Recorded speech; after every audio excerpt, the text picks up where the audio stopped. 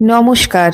Live stories with Soma YouTube চ্যানেলের সকল দর্শক শ্রোতা বন্ধুদের জানাই সাদর আমন্ত্রণ। দক্ষিণেশ্বর কালীবাড়ি বা মা ভবতারিণী দেবীর মন্দিরের নাম শোনেননি সমগ্র পৃথিবীতে এমন লোকের সংখ্যা হাতে গুনে বলা যায়। দক্ষিণেশ্বর মন্দিরের একেবারেই লাগোয়া রয়েছে আর একটি জীবন্ত মহাতীর্থস্থান, তার নাম আদ্যাপীঠ কালী মন্দির। আজকে আমার আলোচনার বিষয় এই আদ্যাপীঠ মন্দিরের প্রতিষ্ঠিত হওয়ার নেপথ্যে সত্য কাহিনী। আসুন শুরু করা যাক। একেবারে দক্ষিণেশ্বর মন্দির লাগোয়া এই আদ্যাপীঠ কালীক্ষেত্র, আর এই কালীক্ষেত্র নিয়ে রয়েছে নানান শিহরণ জাগানো সত্য কাহিনীর, রয়েছে কিংবদন্তি। চট্টগ্রাম থেকে কলকাতায় কবিরাজি পড়তে এসেছিলেন অন্নদা ঠাকুর। কবিরাজি বিদ্যায় পাশ করার পর প্র্যাকটিস করবেন, এমনটাই ছিল অন্নদা ঠাকুরের চিন্তা ভাবনা। কিন্তু এমন সময় একটি ঘটনা ঘটল। স্বয়ং শ্রী শ্রী রামকৃষ্ণদেব অন্নদা ঠাকুরকে স্বপ্নে দেখা দিয়ে বললেন, তোমার কবিরাজি ব্যবসা হবে না।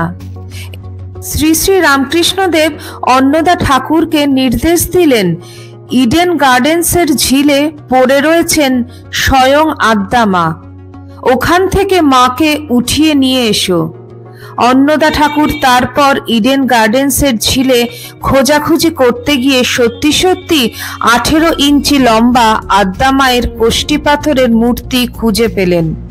সেদিন ছিল রামনবমী তিথি। রাতে আদ্যা মা অন্নদা ঠাকুরকে দেখা দিয়ে বললেন, অন্নদা, কাল বিজয়া দশমী, তুমি আমাকে গঙ্গায় বিসর্জন দিয়ে দেবে। এই কথা শুনে অন্নদা ঠাকুর আঁতকে উঠলেন এবং বললেন, আমি কি তোমার পুজো পাঠ করিনি বলে রাগ করে তুমি চলে যাচ্ছ মা? তখন মা বললেন, না না, তা নয়, আমি শুধু শাস্ত্রবিহিত মতে পুজো পেতে চাই তা নয়। মা খাও, মা পড়ো, এমন সহজ সরল প্রাণের ভাষায় যে ভক্ত নিজের ভোগ্য বস্তু এবং ব্যবহার্য বস্তু আমাকে নিবেদন করবে, সেটাই হবে আমার পুজো। যদি কোনো ভক্ত আমার সামনে আদ্যাস্তোত্র পাঠ করে তাহলে আমি বিশেষ আনন্দিত হই। এরপর স্বয়ং মা নিজে আদ্যাস্তোত্রটি পড়লেন আর অন্নদা ঠাকুর তা লিখে রাখলেন। এখন সমগ্র পৃথিবী জুড়ে সেই স্তোত্রই মানুষ ঘরে ঘরে পাঠ করেন। এই ঘটনার পর কেটে গেল 4 বছর। 1918 সালের ঝুলন পূর্ণিমার রাতে আবার ঠাকুর রামকৃষ্ণদেব অন্নদা ঠাকুরকে স্বপ্নে দর্শন দিয়ে বললেন ঋষিকেশে যেতে। সেখানেই মন্দির তৈরির আদেশ দিলেন ঠাকুর।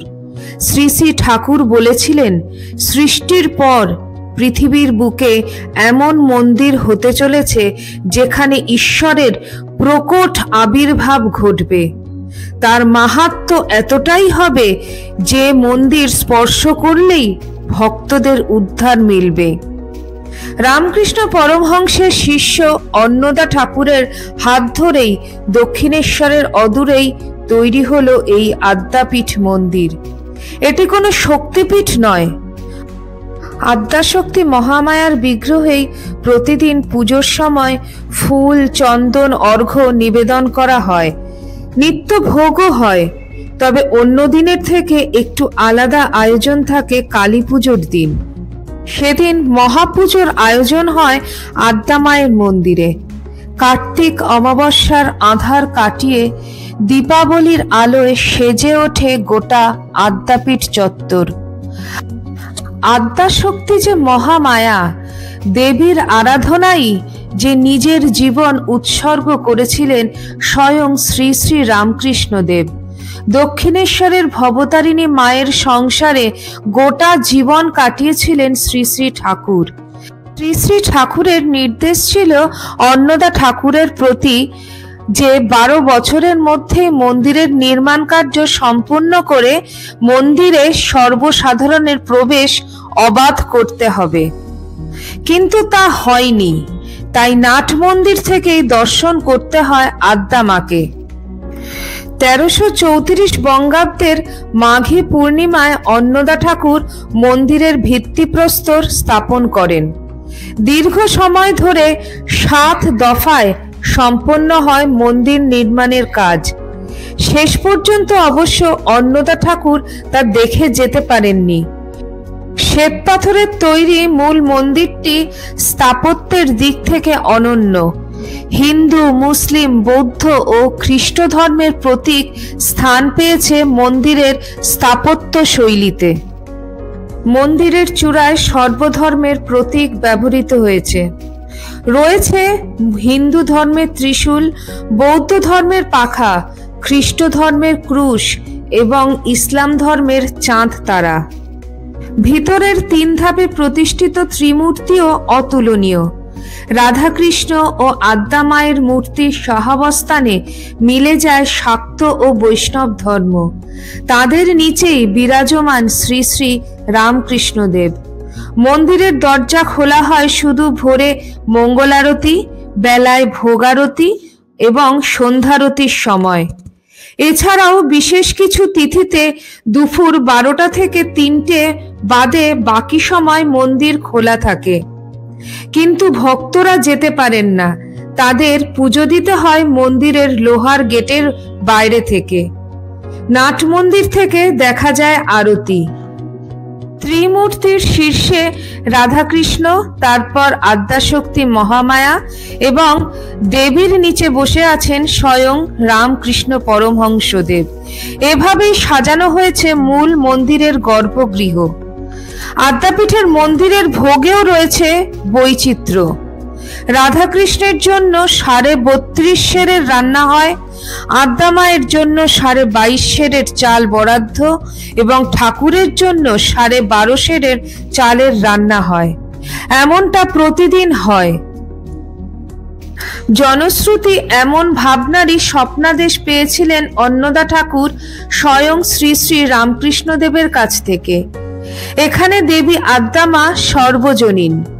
বিশ্বের সকল ধর্মের, সকল সম্প্রদায়ের প্রতিটি মানুষ যে তার সন্তান, তাই মন্দিরের বৈশিষ্ট্যে ফুটে উঠেছে সর্বধর্মের সংজ্ঞা। দুপুরে মায়ের মন্দিরে ভোগ প্রসাদ গ্রহণ করতে চাইলে দক্ষিণেশ্বর রামকৃষ্ণ আদ্যাপীঠ সংঘের নির্দিষ্ট কাউন্টার থেকে 60 টাকা দিয়ে কুপন সংগ্রহ করতে হবে।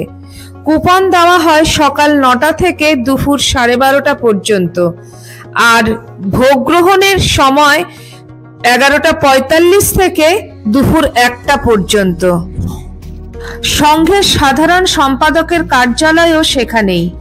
অনাথ আশ্রম, আবাসিক বিদ্যালয়, বৃদ্ধাবাস, স্বাস্থ্যকেন্দ্র সহ সংঘের নানা কল্যাণমূলক কাজের জন্য চাঁদা দেওয়া এবং আদ্যাপীঠ সংক্রান্ত বইপত্র কেনারও ব্যবস্থা আছে সেখানে। 2015 সালে আদ্যাপীঠ মন্দির প্রতিষ্ঠার শতবার্ষিকী উৎসবের উদ্বোধন করেছিলেন তৎকালীন রাষ্ট্রপতি শ্রী প্রণব মুখোপাধ্যায়। দক্ষিণেশ্বরের ভবতারিণী মন্দির দর্শনের পরে হাতে একটু সময় থাকলে ঘুরে আসতেই পারেন আদ্যাপীঠ। মন্দিরের প্রবেশপথের দুপাশেই রয়েছে পুজোর সামগ্রী ও ডালার দোকান। তারপরেই রয়েছে বিশাল নাট মন্দির। এই হলো শ্রী শ্রী আদ্যা মায়ের মন্দিরের ইতিহাস। আপনাদের কেমন লাগলো অবশ্যই আমাকে কমেন্ট সেকশনে কমেন্ট করে জানাবেন। ভিডিওটি ভালো লাগলে চ্যানেলটিকে সাবস্ক্রাইব করে নেওয়ার অনুরোধ রইল। সবাই ভালো থাকবেন, সুস্থ থাকবেন। আবার খুব শিগগিরই দেখা হচ্ছে আপনাদের সঙ্গে। নমস্কার।